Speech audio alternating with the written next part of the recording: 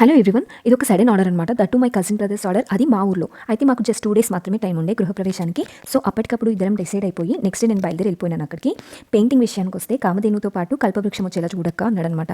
అయితే ఎంట్రన్స్లో మనకి ఆల్రెడీ కల్పవృక్షం వచ్చేసిందనమాట. సో అక్కడికి వచ్చిన తర్వాత చూద్దాం అనుకుని వెళ్ళిన తర్వాత ముందున్న కాన్సెప్ట్లో కొన్ని మోడిఫికేషన్స్ చేసేసినాము. కల్పవృక్షం ప్లేస్లో శ్రీకృష్ణుని రీప్లేస్ చేసేసినాము. మాకు నచ్చిన పోజ్లో సుబ్రహ్మణ్యేశ్వర స్వామి ఉన్నారనమాట. మేము ఆ పిక్చర్ని శ్రీకృష్ణుడిగా కన్వర్ట్ చేసేసినాము. అట్లా 6:30కి అట్లా స్టార్ట్ చేసిన ఆ పెయింటింగ్ కంటిన్యూస్గా నైట్ అవుట్లో 60% కంప్లీట్ చేసేసిన పెయింటింగ్. ఆ చేసినంతసేపు కూడా వాడు నాతో పాటు అట్లానే కూర్చొని ఉన్నాడు పాపం. మధ్య మధ్యలో టీ బ్రేక్ తీసుకున్నాం ఇద్దరము. పెయింటింగ్ వేస్తున్నంతసేపు నిద్రన్న మాటే రాలేదు అసలు.